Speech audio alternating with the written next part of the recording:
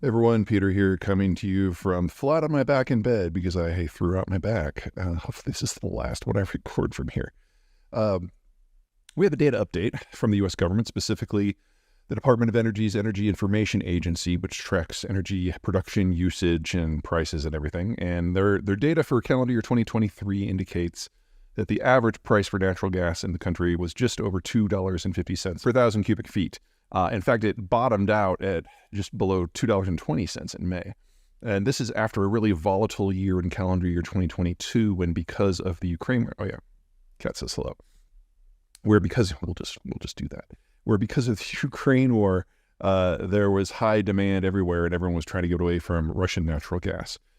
In that calendar year, U.S. prices hit nearly $10, but that was nothing compared to what happened in the rest of the world, with prices for several months being above 50 and even approaching 100 in a few areas, which still boggles my mind that we actually hit those numbers. Anyway, 2023 was much calmer, and the reason for it is twofold. Number one, that the United States is not just a producer and exporter of natural gas, but it does so using a series of technologies that are broadly not applicable in the rest of the world, the shale technologies and fracking.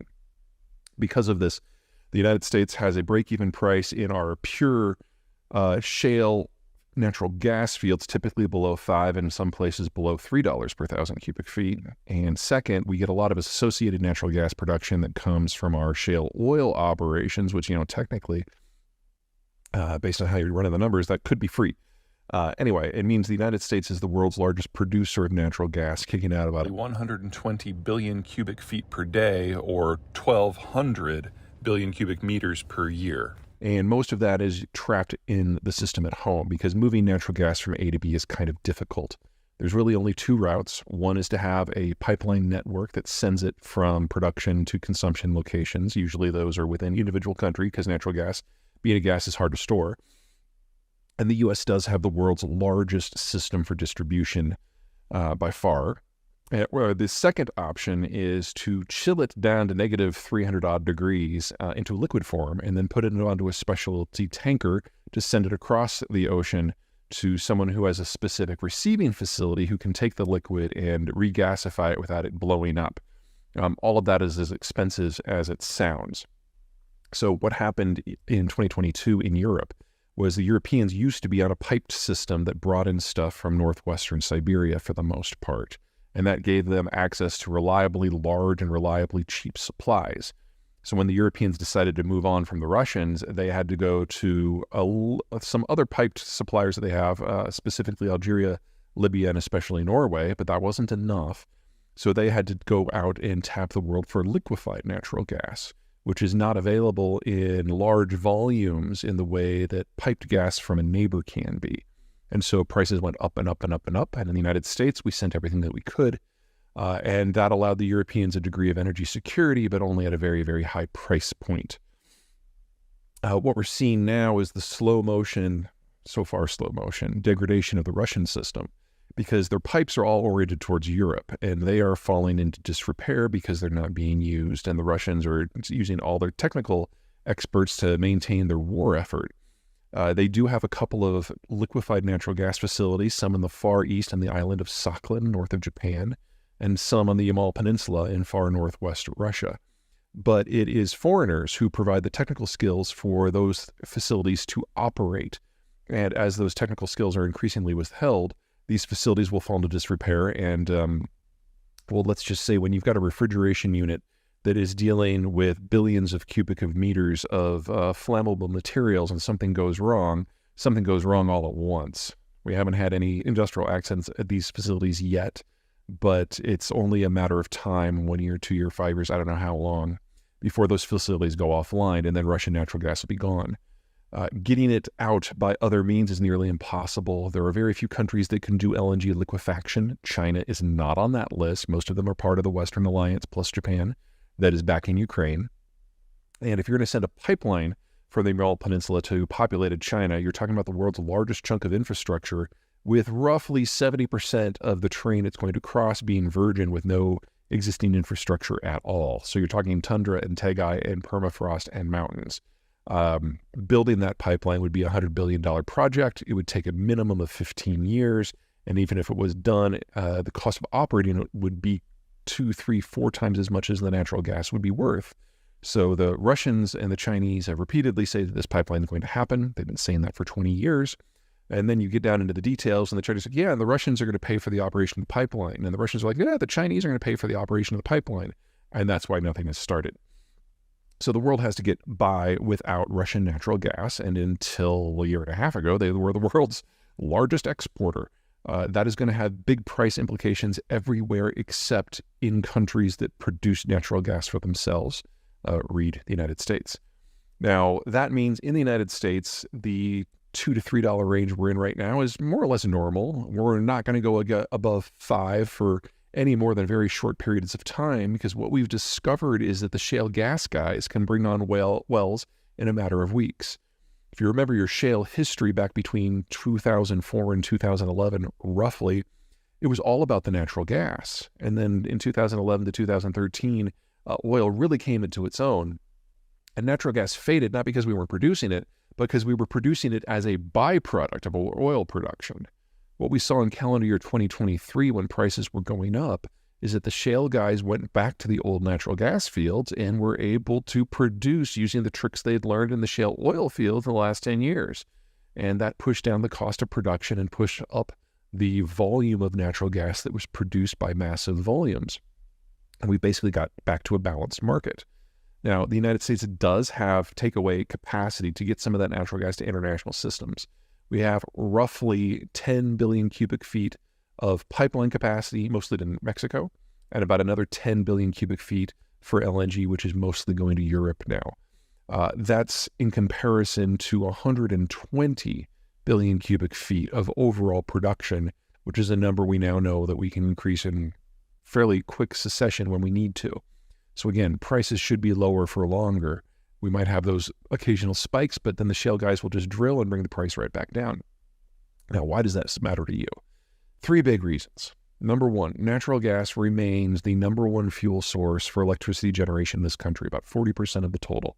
So anything that requires electricity, which is almost everything, natural gas is the solution, at least in the midterm. And since the United States needs to roughly double the size of its industrial plant as the Chinese fade away, we basically need 50% more electricity. Natural gas is going to be a huge component of that. Second, let's say you don't like fossil fuels at all. Let's say that you're a greenie and you like solar and wind. Well, you should still like natural gas, because when the wind doesn't blow or when the sun doesn't shine, which happens, every night, you need a partner fuel in order to keep the lights on. And natural gas combined cycle power generation facilities can spin up and spin down in less than 15 minutes. So they are the best partner for green tech that we have. And while the Californians don't like to say it out loud, about half of their energy that they generate within California itself comes from natural gas, specifically because of this pairing capacity. Batteries cost an order of magnitude more. They don't last very long, and they have some other problems with their construction that is ugly from any number of strategic and green points of view. Natural gas is a known. And as long as we're going to be moving towards wind and solar for most of this country, even in increments, natural gas is the logical partner for all of it. And then the third thing is a little bit more esoteric, and that has to do with what happens in manufacturing once you decide you want to really get into everything. In globalization, we have broken up the supply chains. Energy comes from someplace, iron ore comes from someplace, steel comes from someplace else, plastics comes from someplace else. It's brought together for assembly at different locations. As the world breaks apart and we have a more national or continental system, more and more of those intermediate steps need to be done at home or near home. And a lot of those intermediate steps use raw materials that are made from natural gas. So natural gas makes naphtha, makes polyurethane, makes plastics. Naphtha makes fertilizers and pesticides, makes agricultural products. Natural gas is the base material for a lot of this stuff. And now the United States is the largest producer, supplier, and exporter of all of those intermediate products. And what we're seeing now is the U.S. moving up the production chain, moving in a greater value-added production system for all of this, so that we can still do the classic manufacturing and have the entire input system at home. So To have natural gas at these price levels for a very long time is great, and it's going to be a very long time. We largely stopped looking for natural gas about 10, 15 years ago because we knew at that time we had over 130 years of supplies at current rates of production. And we proved in 2023 that it's pretty easy to bring even more online. So this is going to be the norm for the United States while it goes through these massive reindustrialization phases. And natural gas will both power, fuel, and provide the base materials to make all of it possible. And that is not going to be replicated anywhere else. No one else can produce natural gas at the price point that the United States can. And no one else has natural gas production facilities relatively close to their population centers like the United States does. So this is our new normal, and it's going to provide the bulwark for American industry for at least the rest of this century.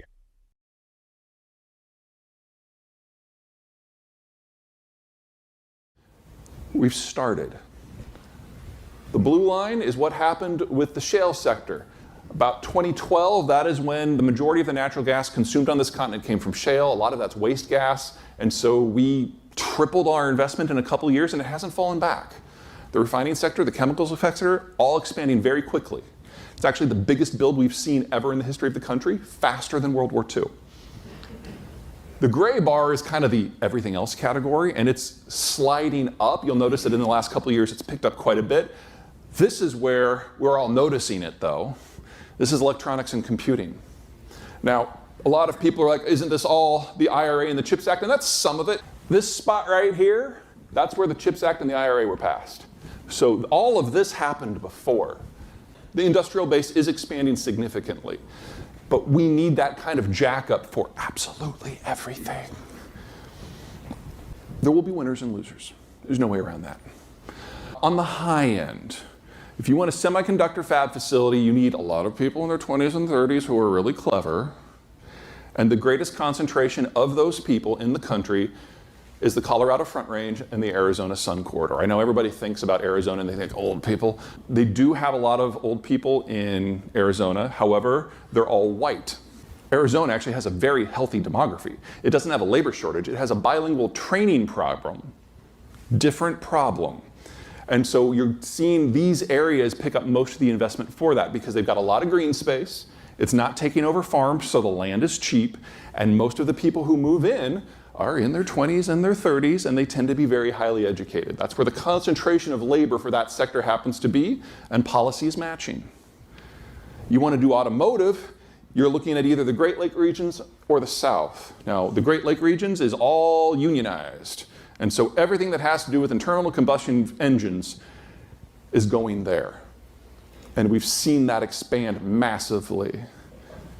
Pros and cons. Pros, there's a lot of industrial plant there. You can rehabilitate a lot of the brown space. It's actually a relatively light carry from an investment point of view. The downside is they're not moving into any of the new stuff. And they probably can't, not just because it's unions, but because there's a population lid. This area has seen out-migration pretty robust over the last 30 years. There aren't enough young people to stock a lot of new industrial plant. For that, you go to the South. And so most of the foreign investment is in the South. Most of the new battery facilities in the South. Almost of the EV construction is in the South. But the place that is just going to kick ass and take names is the Texas Triangle, especially Houston, because you've got almost 20 million people, about a third of whom have immigrated within the last 10 years, tends to be younger than the national average. They have a footprint in Mexico. They can access that part of the supply chain. And Houston has a foot in the energy corridors as well. So all of the inputs that you need for all of the stuff we need to do is already there. Let's talk about the Mexicans. This is a population density map. The deep red, those are the urban cores. The yellow are small towns and suburbs. And if you look north of the border, that pattern, dense urban cores, suburbs, small towns, as a geographer, that tells me that it rains. Rain makes farms, farms make small towns make suburbs, suburbs make inner cities. South of the border, you don't have that because it's desert.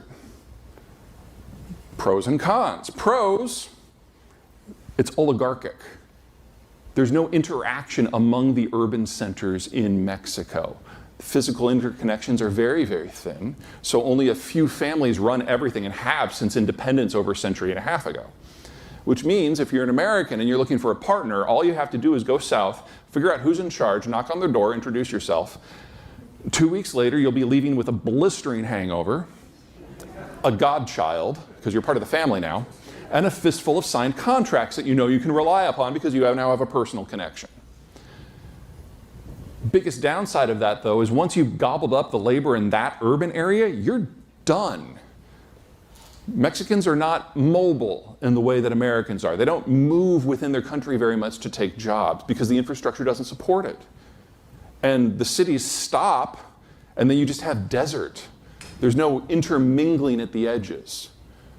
And the Texans have been working on this for 40 years. And they have already gobbled up probably 80% of the labor that was available. Which means if we're going to rely on the Mexicans to do what we need to do, and oh my God, we need to rely on the Mexicans to do what we need to do, the northern section of the country is not the solution. It's got to be the center. The problem is that the infrastructure isn't there to support it. There are only three, I'll point. The 3 black lines, those are the only 3 intermodal freight facilities within the entire country. They don't interconnect. They just go south on a specific corridor, and they don't really branch off. And if the northern Mexicans have already been metabolized, we have to make it all the way down to Mexico City. That's 1,000 miles away. Which means we need to invest at least $1 trillion in Mexican infrastructure in order to reach at scale the 50, 60 million people who live in the center of the country. And we have to do so in a way that doesn't make the Mexicans think that we're trying to take over, which is kind of what we're trying to do. This is going to be touchy, but if we don't pull it off, we will not have the labor to do what we need to do. Because if we still want stuff in a post-China world, we need help to build it. We need a differentiated labor market. And the Mexicans are the only ones within arm's reach that can help with that. There are other players that are further abroad, but we can't integrate with them the same way we can integrate with a neighbor. The Southeast Asian countries look pretty good to me. Thailand is the fastest aging one, but it still has at least another 25 years. The Indonesians and the Vietnamese are great. In fact, the Vietnamese are kind of scary. They've expanded their higher educational system with technical skills in mind. 40% of college grads in Vietnam are STEM graduates. They are attempting, and it looks like they're going to pull it off, to leapfrog over China from a technological point of view, and they will probably achieve that within the next 3 or 4 years. There's also a geography situation that is very helpful. On the left, you're looking at a vegetation map, basically, and the green is tropics. And when you think about building infrastructure in tropics, in mountains, on peninsulas, on islands, it's an expensive, ugly business because you really can't get economies of scale. But there's pros and cons to that too. The con is that these countries have never gone to war with one another like they have in, say, Europe or Northeast Asia. There's not a lot of bad blood. And that means that almost everyone started out in tropical agriculture. And if there's one thing that everyone in tropical agriculture can agree on, is it's that no one wants to be in tropical agriculture. In temperate zone agriculture, there's a value chain. You don't have to do it all by hand. You can get a tractor, you can get a combine, you can get a spreader. In the tropics, no. Tropical fruits, harvested by hand, tended to by hand, transported by hand. You can't have a combine harvesting mangoes. It's all unskilled labor. And so whenever people in tropical ag have a chance, they move out and they go to the cities, and that means population density. Their cities are wildly overpopulated for the skill set of the labor. And that means this is the most competitive part of the world for value-added manufacturing. This is where we're going to see a big footprint expand. Already has. You're talking about 1 billion people. There are already more people in coastal Southeast Asia than there are in coastal China. They're probably the biggest winners in the world after Mexico. But it will look different. Population density again. You'll notice that there aren't threads. When you look at a more normal population structure in an industrialized or industrializing country, you get your urban hub, and then you've got threads of highways that are densely settled, going out to the next population center. And that allows for what we consider to be multi-step supply chains, because there's multiple population centers linked together tightly. You can move things back and forth through the system. That doesn't happen in Mexico. It's desert, it's mountainous, it's jungle, combination thereof. And so each urban core will be good, very good at one or two things. And that's it, because they don't have access to a complementary system. So what we do in the United States is we might make the frame, we send it across, they put in the spark plugs. They send it back, we put in the computer system. We send it back, they put in the seats. And it's going to different cities each time. And it's that back and forth that makes it work. But they can't do that at scale within their own system. They have to have that partner. The Vietnamese do not. It's a much more traditional system from our point of view. And so the Vietnamese can do top to bottom manufacturing. The only thing they have to worry about are the components that they can't make themselves, which are substantial. But you can have Vietnam as almost a one-stop shop for most of what we need. We just can kind of add the dusting of the tech that's necessary to make it work. It's cheaper to do. Unfortunately, it's 7,000 miles further away, so we can't do the back and forth. Two different models. All right, let's talk products. If you're at the top of this, you don't know who your third-tier suppliers are, much less your 13th. If you're at the bottom, you can probably fit your entire supply chain on the back of a cocktail napkin after throwing back a few bourbons. If you're on the left, or excuse me, on the right, you're already within the NAFTA system. If you're on the right, you're dependent on the Chinese. Couple examples. Energy.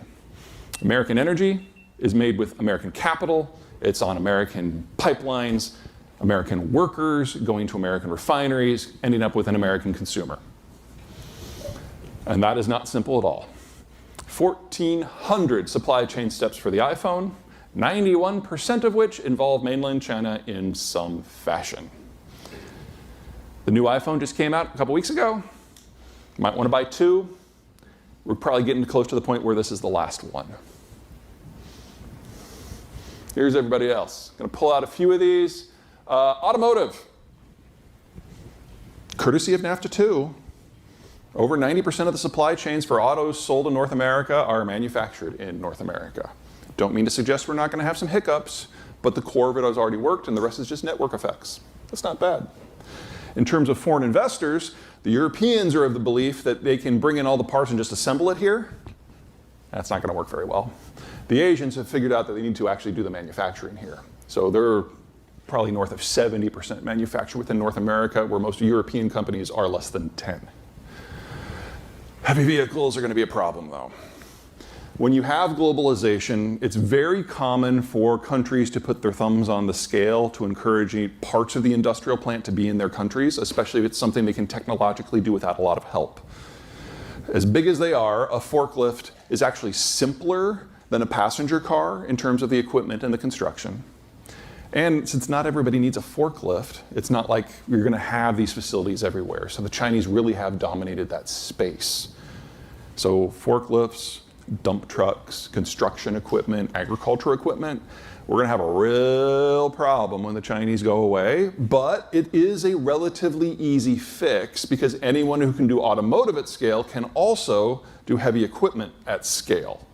It's just a question of the numbers being right. And nothing like half of the stuff vanishing from the world is going to make the numbers right.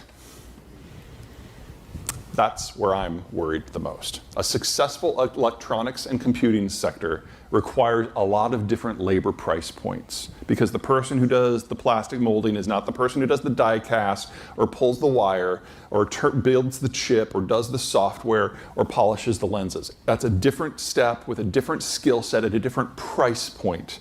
And one of the many reasons that the East Asians are so good at this is you've got 11 different labor sets within one extended market. And they can all specialize at what they do best. We don't have that in North America. We have two price points. Us, Mexico, that's it. And so we have to change how this is all done. The textiles example gives me hope that we can, but I have no idea in hell how, because we haven't had to figure it out yet. But we're going to have to. real soon. And we probably are going to have to do it without northern Mexico, because that's already spoken for. All right, here's where things get a little messy. Not all semiconductors are made equal. We all hear about the CHIPS Act and what the Biden administration wants to do. That's for a very, very specific kind of chip. 10 nanometer and smaller, the most advanced one in the world. Now, today, 92% of those come from Taiwan, 8% from South Korea. If every facility that is under construction in the United States because of the CHIPS Act ultimately comes to fruition, we will be making less than 5% of the global total. It's a start. It's not huge. The Koreans and the Taiwanese have been working on this for a long time. Here's the problem. The Taiwanese manufacture most of them. They fabricate most of them. But most of the technology that allows them to do so is not Taiwanese. They just have the end production. There's a coalition of over 9,000 companies worldwide, half of which only produce one product for one customer that ends up in a Taiwanese facility. You pull any of those out of the constellation, the whole thing stops until you repair the constellation. We're going to have to rebuild an entire environment in order to continue putting these chips together. That's going to take a decade. All it takes is one country falling out. I'm personally most concerned about the Germans on this one. Now, on the other extreme, you've got the dumb chips, the 90 nanometer and bigger. This is your Internet of Things, your smart blender, the shower brush that sings to you, your smart lights. 80% of those are made by the Chinese, and they can do that without outside help. The other 20% is kind of a split between Japan and the United States. Now, if the Chinese were to vanish tomorrow, obviously the Internet of Things would just die. I would argue that's not that big of a deal. And we have the technology, we have the knowledge. We don't have to reinvent anything. We just need a couple years to build low-end fab facilities. The Mexicans are very interested in getting into that space. The problem that they face is bilingual technical language skills. If you've got kids who are looking for a way to make a lot of money really quick, tell them to learn how to assemble chips and to do it in Spanish, and go down there and be translators, because that is going to be the single biggest friction point in the bilateral relationship for the next decade or two. And then everything in the middle, 10 to 90, that's your car. That's your planes. That's most power management systems. That's smart meters. We're probably okay there, because those are made in Germany and Italy and here, in Japan and Korea, Taiwan, even a little bit in China with imported gear. That looks okay. It's the high end I'm really worried about, because those high end chips, that's AI. All these server farms are getting built to do AI at scale. No, we're not going to have the chips for it. That's the iPhone. We're not going to have the chips for them. That's electric vehicles. Electric vehicles have 2 to 3 grand worth of chips, and they're all either the very high end or the very low end. We won't be able to sustain it, and everything that comes from it. Now, for you guys' world more specifically, here's your lives. Yeah, there's no way to fix that fast. Order from everyone? Find a way? Counting on half of them not making it. That's the biggest sticking point you guys have by far. This doesn't look that great either. This is space that the Chinese dominate utterly, and replacing that at scale is not a 2-year program. It's not just the manufacturer. The assembly requires a lot of fingers and eyes and a lot of quality control, and there is no other country in the world that can step into that space quickly. So we're talking about a significant build out that's not just capital intensive, but is very labor intensive, and it is not clear where, if that can happen with today's technology. This stuff we kind of do in our sleep. Okay, the stuff in the middle, this is the stuff we do in our sleep. The United States is a weird economy in that we're very, very high end and very, very low end at the same time.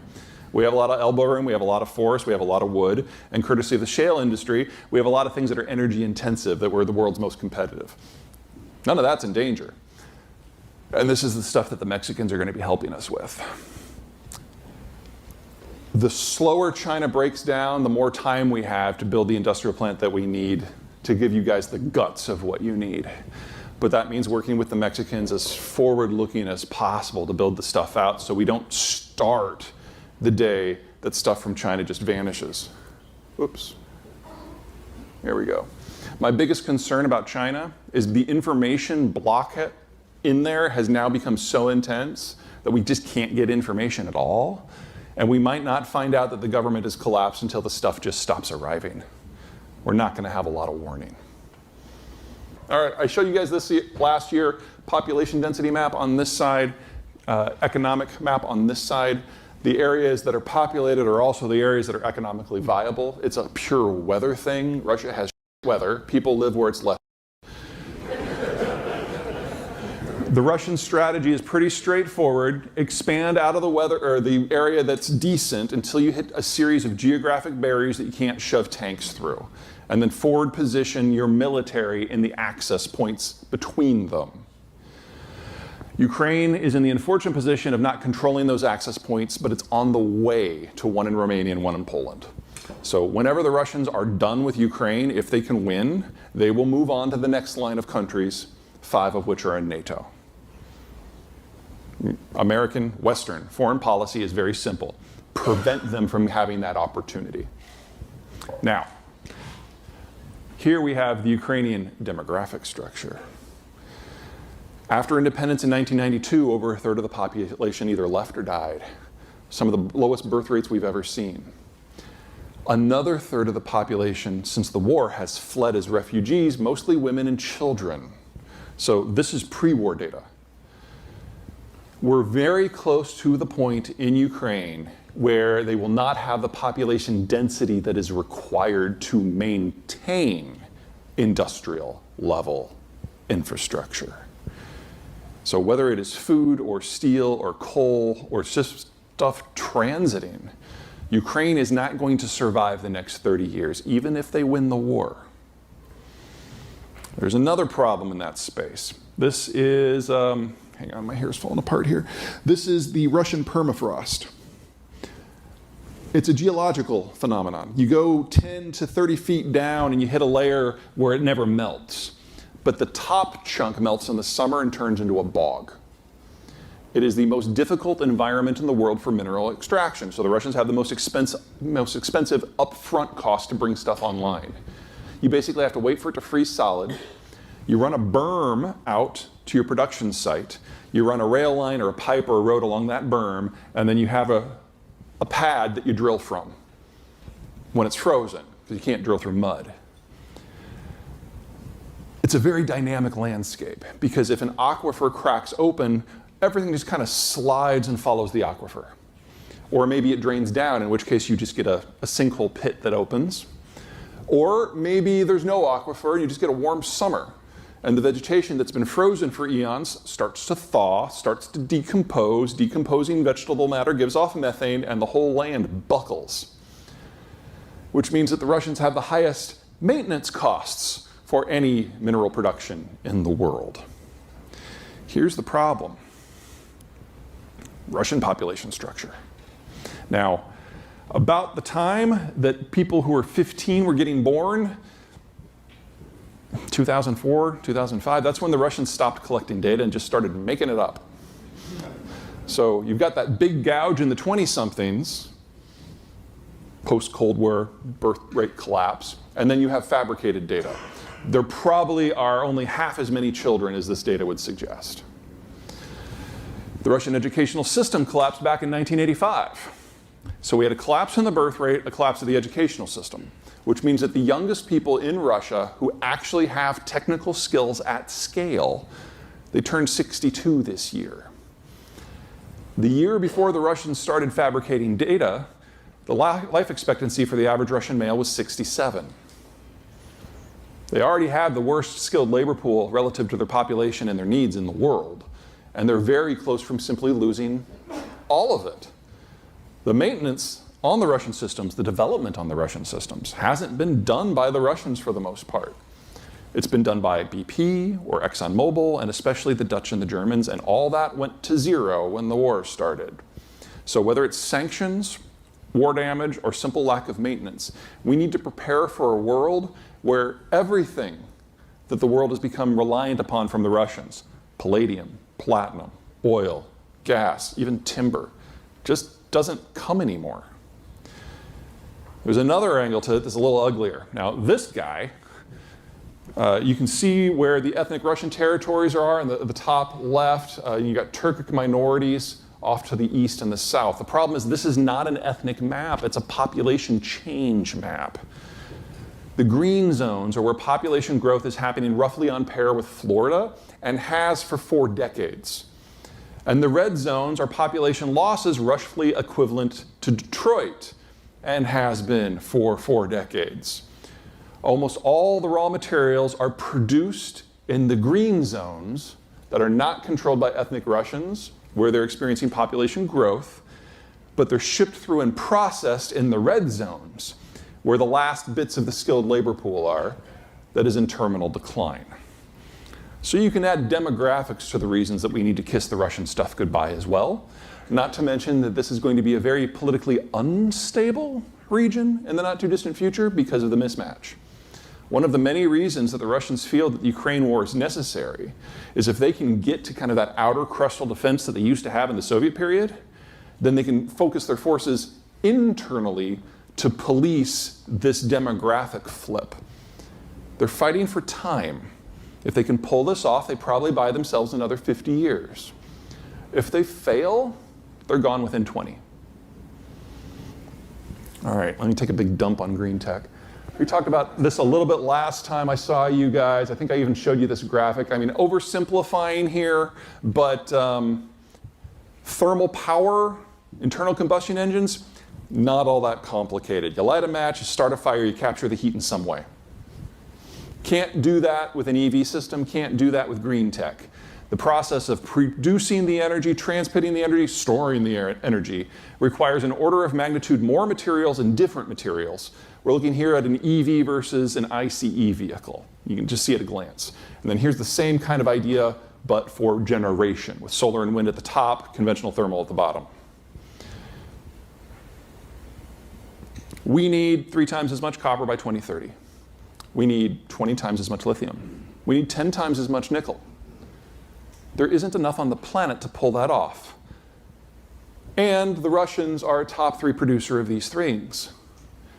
So it can't happen. It's not physically possible with today's technology for the world. There is one way it might be possible for us. This is where all the stuff comes from that is not what we would consider to be part of our friends and family network. If we use our military, which is done with the war on terror, which is recruited and rested and rearmed, and we go and conquer all of these places, and we run a Belgian imperial-style extraction empire and bring all of it home, then we can do the green transition, but no one else. Now, this is not a recommendation. I'm just saying that the path we're on, this is the only way that it works. And even that would not be enough because you still have to turn it into processed material. Lithium ore is useless. You have to turn it into lithium metal. The red bars are the stuff where that processing happens in either China or Russia. And even that's not enough. You have to talk about finance. Here you're looking at the full cycle cost for a natural gas combined cycle plant. The blue is the construction, the siting, the building. The gray is the fuel, full life cycle. This is a model you're familiar with. This is what you all do. The idea is it's a subscription model. You pay as you go. That doesn't work for green tech. For green tech, it's almost all up front. This is wind. Capital costs have tripled. They will triple again. I think most of the plans that were put out there 4 years ago assumed that there would never be a 100 basis point increase in capital costs. We've now gone up by 500. We have another 500 to go. The market can't support this. The IRA will help, maybe sand down some edges. But we're going to have to do something that in the United States we really don't like doing. We're going to have to choose what we want to focus on. The smart play would be to put solar panels where it's sunny, not in Massachusetts. Put wind turbines where it's windy, not in Florida, and wire the power to where we actually live. But we're not going to do that. That's the smart thing. All right, another matrix. If you're at the top, you want the government out of your personal life. If you're at the bottom, you think the government should regulate social norms in some way. If you're on the right, you want the government out of your wallet. And if you're on your left, you think the government should intervene in people's wallets to get the resources it needs to remake society in some way. And you can kind of combine these things. So if you're at the bottom right, an economic and a social conservative, you're kind of opposed to food stamps on principle because famine builds character. And if you're at the top left, a social liberal and an economic conservative, you want to bring all of the bureaucrats in Washington together for a big party where you'll serve arsenic cake. Here are our political factions. The single biggest effect that Donald Trump had is he elevated a faction to prominence that really hadn't voted before. Most of the people who voted for him the first time he ran for president hadn't voted in the previous 4 presidential elections. A lot of different estimates for how many people that is, but all of them are north of 10 million voters. They are now not simply the single largest voting bloc in the country. They've taken over the Republican Party. Because in calling to these people, Trump ended up picking fights with what he would call the rhinos. People who were the traditional leaders of traditional leaders of the policy. He ejected them from his White House. He campaigned against their candidates in Congress, and he completely purged them from the Republican national conventions. They're not even present in the decision-making apparatus of the party now. And in effect, they've become swing voters. But he was able to attract other factions that were closer to his social conservative core supporters. And a lot of people have switched sides. This is the MAGA coalition. This is the Republican Party of today. This has lots of consequences. Let's focus on 3. First, the unions are swing voters. That hasn't happened in a century and a half. We're entering a period where we need to double the size of the industrial plant. How many of those jobs do you think are blue collar? We have a labor shortage.